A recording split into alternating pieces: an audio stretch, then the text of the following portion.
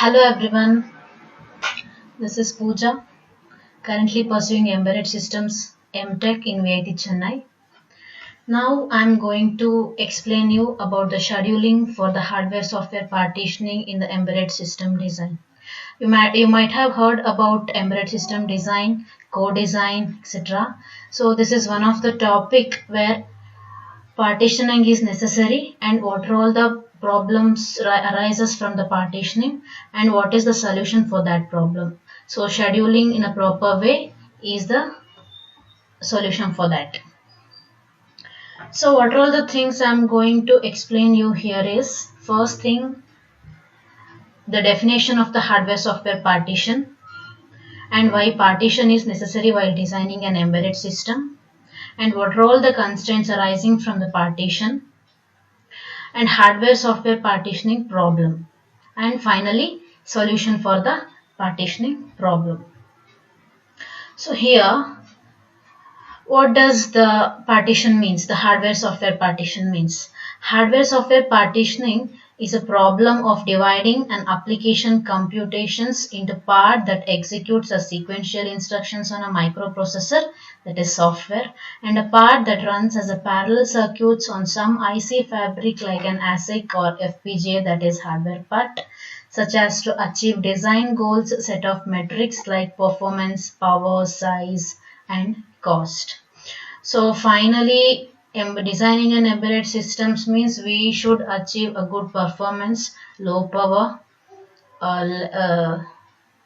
very small size, and less cost. This is our final goal to achieve. So here, microprocessor related means it is a software part, and ASIC FPGA means hardware part. So kernel identification, when it comes to kernel identification, here the kernel is going to identify which is hardware and which is software part. So this FPGA is a hardware part and code compilation and processor is a software part. This is what partition is. So now you came to know that what partition means. So why partition? Why we need partition while designing an embedded system? By implementing some of the embedded systems functionality in software, both the design cost and design time are reduced. The software prototype allows a complete simulation of the system's behavior, permitting the designer to validate the system specification. So when it comes to software, it reduces time and it reduces cost also. So first we decide to do everything in software. So in a simulation, for a perfect simulation, software prototype is ready, so you execute everything in that, and if the software prototype simulation is perfect, the implementation of the system is also perfect. So everything is done in software means, yes, it is good, it reduces time and it reduces cost also, but what is the disadvantage of that? So the primary disadvantage of using software to implement system functionality is that it is often much slower than the functionality correct hardware implementation. It is much slower than the hardware implementation. So what we have to do now is some functionalities should be assigned to hardware and some functionalities should be assigned to software. And therefore a temporarily correct implementation may require that some functionality be implemented as custom hardware. So this leads to the hardware software partition. So once you do this partition, again the problems arises from the partition, which is solved by scheduling. What are all the problems, that is constraints arising from the partition means the periodicity constraints, separation constraints, deadline constraints. So what periodicity constraint means, the name itself, periodicity, it is telling that it is related to time or the frequency. So some functionality be performed with a given frequency, for example the frequency for mapping into an audio system. Next, separation constraints, the minimum time between the occurrence of the two events. So minimum time between the occurrence of the two events is a separation. So for example, minimum time from the mixing of two chemicals until the resultant solution can be used. Next is the deadline constraint. The maximum time between the occurrence of an event and the reaction to it. Maximum time between the occurrence of an event and a response to it is the deadline constraint. For example, maximum time to deploy an airbag once a frontal collision is detected. Once a frontal collision is detected, airbag is going to open, right? So that is the response. That is a deadline constraint. So partition constraints are what? Periodic constraints, separation constraints, and deadline constraints. So how you are going to design a system correctly, in a correct manner? How? So once you met with the temporal constraints, so correct system design is ready. So correct system design is dependent upon the system functionality being partitioned into hardware and the software components. Along with that, temporal constraints also should meet in a final implementation. So implementation, it has a lot of steps. Finally, final stage of the implementation should be with temporal constraints. So this is done by transforming an instance of the hardware-software partitioning problem to an instance of a deterministic task scheduling with a rejection problem. I will explain what task scheduling with rejection problem. So solving the scheduling with rejection problem yields a partition of the system functionality and a deterministic schedule that describes the temporal behavior of the partitioned system.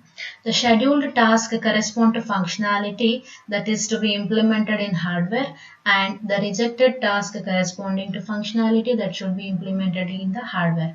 This approach explains about the scheduled task assigned to software and the rejected tasks are assigned to hardware for the implementation. And other problems, which are all the problems from the partitioning problem, are architecture selection, task clustering, allocation, scheduling. So architecture selection, it may be the system architecture in terms of number of processes, number of ASICs, and communication topology. Task clustering is the functionality is clustered into tasks to reduce the computational complexity of the problem. So each task contains many operations. This is clustered to reduce the computational complexity. Next, come to allocation. Each task is allocated to either an ASIC or a processor. So ASIC means hardware part, processor means software part. The scheduling. Scheduling means the tasks are scheduled on their allocated ASIC or the processor to verify the temporal correctness. These are all the subproblems to be solved. So what are all the subproblems of the partitioning? Architecture selection. Architecture selection should be simple only, but it should contain all the functions. So next is the task clustering, allocation, and scheduling. So the task clustering. So task clustering, I will explain what is task clustering, what are all the problems, and what is the solution. So complex embedded systems may contain millions of operations. So complex means it is having millions of operations, millions of tasks, and like that only we have to schedule the tasks. So what happens, it requires enormous quantities of the computational resources while solving the hardware-software partition problem. So millions of operations means resources also we need more. Here comes the weakness. So to reduce the computational complexity of the partitioning problem, the operations are clustered into set of tasks. This is called task clustering. So we can model this task clustering for each system design. The task model abstracts away the functionality of the system but retains the pertinent characteristics of a functionality. The task characteristics may be determined precisely by synthesizing both hardware and software for a task. So synthesizing hardware and software for a task. So unfortunately, synthesizing both hardware and software for all the tasks is time consuming, and in general it is not possible given that short design cycle. To give a short design cycle, it is not possible by synthesizing both hardware and software. So the aim should be with a short design cycle. This is not possible in this case. Therefore, what happens first? Task cluster characteristics are initially estimated, and the estimations may be refined when more accurate information is available during subsequent iterations of the designing process. So, what is the solution for the task clustering problem? So this is the problem. What we have to do, task characteristics are initially estimated. Initially, estimation should be made with task characteristics. So the solution is modeling of the system specification with scenic specification. Scenic specification means it is with the particular programming language we use. The task models structure of the scenic specification. They cannot be scheduled directly to determine a static deterministic schedule. Deterministic schedule means at a particular time, response should be there. That is deterministic schedule. So instead, instances of tasks generated from the system specification are scheduled. Directly, tasks are not going to schedule. The instances within the tasks are going to schedule. This is very important. So the statically scheduling instances of all tasks through the least common multiple of their non-zero periods yields a schedule that can be repeatedly executed with predictable results. So all the instances of all tasks are scheduled using LCM technique of their non-zero periods. Non-zero periods means the task having some periodic time. That is the thing here. So like that, results are predicted.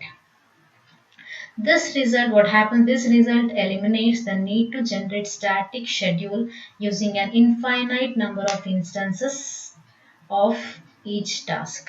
So calculating LCM is limited, but if you don't use this technique, infinite number of instances of each task should schedule, like that it happens. Therefore, we create instances of all tasks. This is the significance of creating instances of all tasks through the LCM of the non-zero periods. And this is a solution to the scheduling with rejection problem. Some instances of a given task may be scheduled, while other instances of same task can be rejected. So rejected goes to hardware part, and scheduled task goes to software part. So this is considered as an input to scheduling with rejection problem. Hence, like this, it reduces computational complexity. I hope you understand what is the scheduling with rejection problem linked with task clustering. Now I am going to explain that with the example, that is with the wristwatch. So before to that, I like to discuss about precedence constraints. What is precedent constraint means that exists between the successive instances of a task. Therefore, like how means instance I of task j precedes instance I plus 1 of task j. Obviously, next instance come next before it is considered as I. Next instance is considered as I plus 1 of the same task. Instances means of the same task only we are discussing. So this happens in a chain structure. So how it happens in a chain structure means the chain structure of a task is maintained by requiring that instance I of the last task in a chain precede instance I plus 1 of the first task in the chain. So this is the chain structure. Next, maintaining the chain structure ensures compliance with the scenic semantics. Otherwise, the second instance of first task could execute before first instance of last task in the chain. This happens if it doesn't follow the chain structure. So example is wristwatch. In a wristwatch, there are 9 task chains corresponding to the 9 scenic processes. So 9 scenic processes corresponding to 9 task chains. Each task consists of many instances. So the operations are tasks are basic watch, basic stopwatch, beep and display processes. These are all synchronous and all remaining are asynchronous. Here is the figure. 9 task means pressing a button, set alarm, set watch, basic stopwatch, lap filter, alarm, beep. These are all these 9 are tasks. These are all the instances of the task. That is small circled one inside the inside having number. So all clock periods are set to 0.01 seconds, while this requires the basic watch to count the hundreds of seconds. Choosing the period of 1 second for basic watch would require the LCM to be 1 second instead of 0.01 second.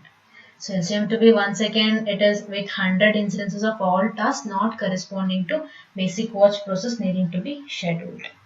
And only one instance of all tasks need to be scheduled. Next problem is allocation and scheduling. So the allocation and scheduling of the task is guided by the system constraints and other system design issues. The system constraints include system timing constraints, hardware area constraints, software memory size constraints, and power constraints. So hard system constraints and soft system constraints are there. Hard system constraints such as maximum application specific hardware area constraint cannot be violated in a feasible partition. Soft system constraints such as a soft timing deadline act to guide the solution by imposing a penalty when the constraint is violated. Allocation and schedule of the task may be feasible even if it violates soft constraints. Finally, solving scheduling problems simultaneously solves the both allocation and scheduling subproblems. So what is the problem for this allocation and scheduling is the formulation. The solution is a formulation. Formulation means consider a real world problem and that problem we have to model it. We have to formulate it. This is called formulation. It models a real world problem that is to be solved. Problem formulation is just an abstraction of the problem. So problem formulates need not model all aspects and all subproblems of a real world problem. They may model a single subproblem and only a few aspects of a complex real world problem, or they may model multiple subproblems and multiple aspects, thereby providing a more accurate model of a real world problem. So this is the model having j belongs to s, j is the task, same task belongs to x and j here belongs to s bar. S is a scheduling task, s bar is the rejecting tasks. So input to the scheduling with rejection is a set of tasks. The task may have arbitrary processing times, preceding constraints, release times, deadlines, and separation constraints. The solution to this scheduling with rejection problem is a schedule of the subset of the task on a single processor with the remaining task being rejected. This is the solution.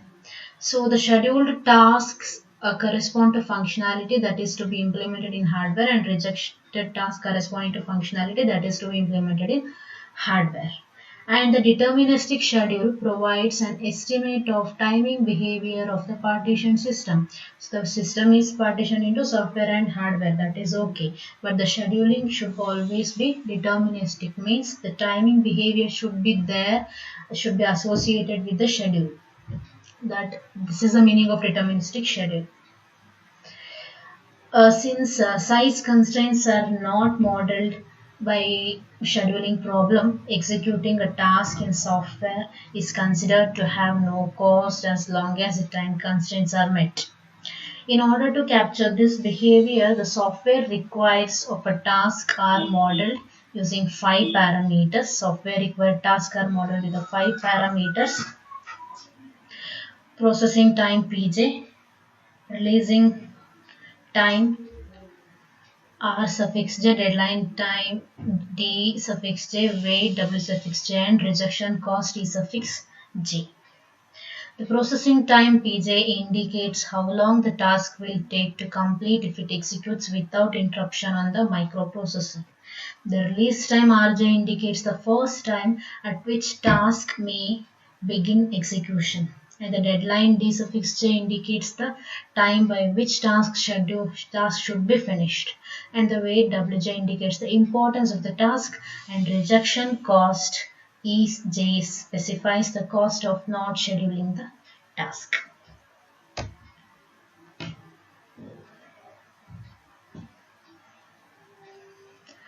Here, under the scheduling problem, scheduling a task corresponds to implementing a task in a software. It follows that not scheduling a task or rejecting task corresponds to implement the task in a hardware. The rejection cost, E suffix j, and wait are used to determine how tardy the task may be in a schedule before it is less costly to reject the task.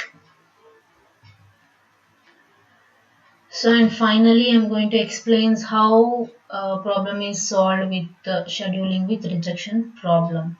So we can go with the algorithm which is having a greedy approach. So greedy constructive algorithm to generate a solution to the scheduling with rejection problem. It is simply stated as follows. At each time t, the processor becomes free.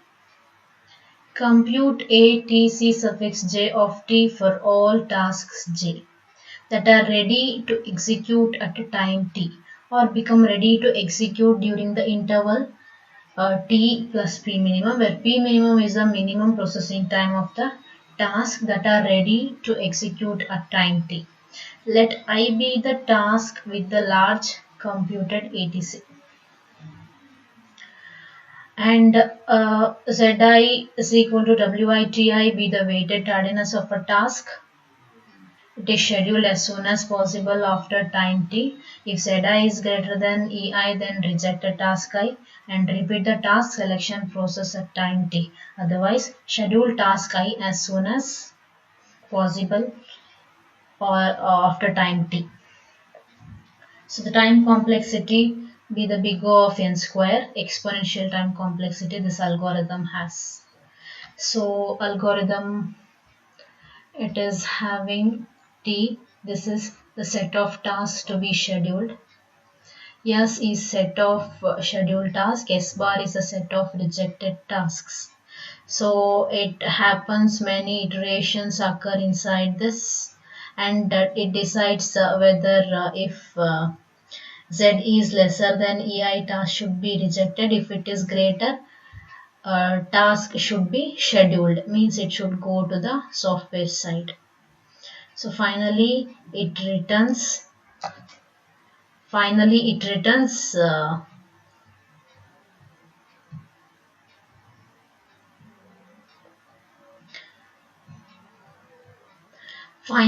returns S and S bar, that is tasks scheduled for software and rejected tasks assigned for hardware.